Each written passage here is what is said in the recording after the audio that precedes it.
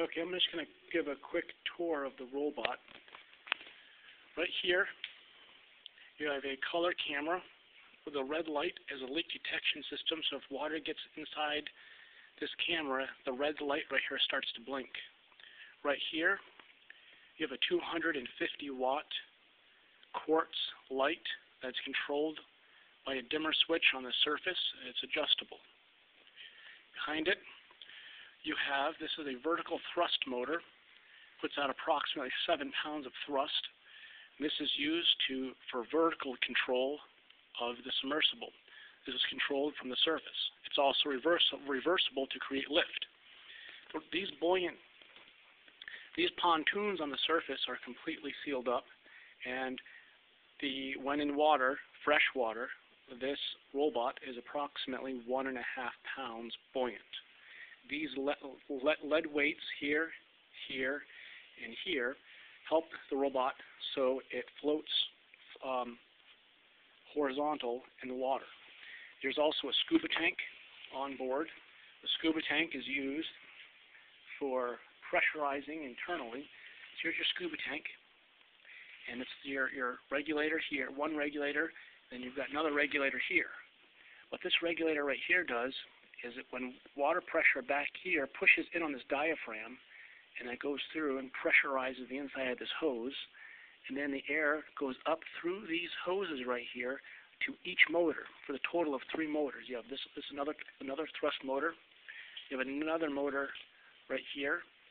So these, and then you have the vertical motor, and these all get pressurized with air to this, and the air pressure equals the outside water pressure. So in theory, you can go to virtually any depth.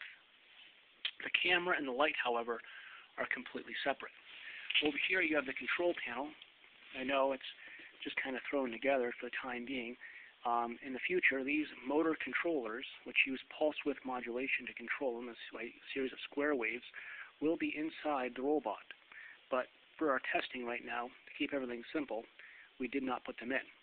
So this is a dial right here. You can see that rotates. So this right here, when powered up, will control the vertical thruster. So you turn it this way to go deeper.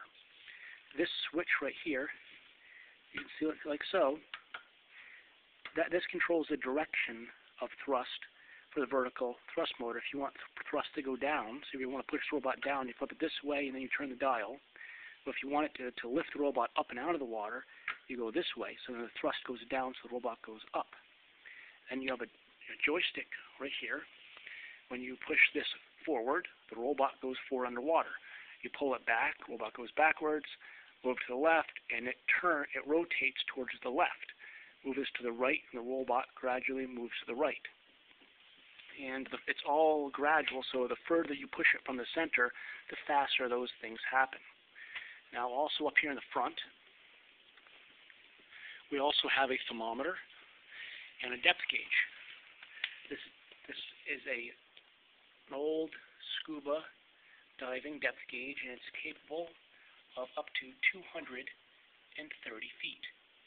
Now, 0 is right about there, and it goes around as you go deeper. There's also a red mark on there that indicates your maximum depth, which can be reset by turning this turning this middle button, which I'll do right now. You can see how it moves back. All right, so now it's reset back to 0. This is a thermometer, and I drilled holes in the top and in the bottom down here, and what that does is it allows it to internally flood with water. So again, there's equilibrium, so everything will function properly. Here's a close-up of the camera. It does a pretty good job. It has a very clear image, and there's also inside here there is a silica gel to absorb the moisture out of the air inside here to prevent condensation. The camera is this glass right here. The glass right here is made of borosilicate glass. This is just a little homemade spring from a coat hanger, and the purpose of that is to keep the bulb about 2 inches away from the glass, because if the glass gets too hot on one side and too cold on the other from the cold water of the quarry, the glass will crack. That's what happened previously when the 360 watt bulb was too close. This right here was custom made at a machine shop, and there's also a high pressure, high temperature O-ring. You can just see it. It's what's orange right here on the side. That's what keeps the water out. And then we have these watertight connectors. It's epoxied right here, and then on the back side, there's a rubber, kind of like a rubber stopper in there, like a cork. So as you go deeper, the pressure pushes in on here and seals it even tighter. So that's pretty much the basics. This right here is a dive computer, and if I turn it on, this is when I used to go when I go scuba diving. This is what I use. I turn it on right here. It does a self-test, and it tells you quite a bit of stuff. It tells you the temperature, your air time. It's got a bar graph for your air time, your tank pressure, your dive information. Normally it will display your no decompression time, your depth, and also it flashes your maximum depth and a compass. Now the reason it's taped up like here is because we thought it was kind of funny, and it looks like a shark fin when the sub is just hovering on the surface and it's going forward. The speed of this sub on the surface is approximately, I don't know, 2.5 knots or so. It's surprisingly quick.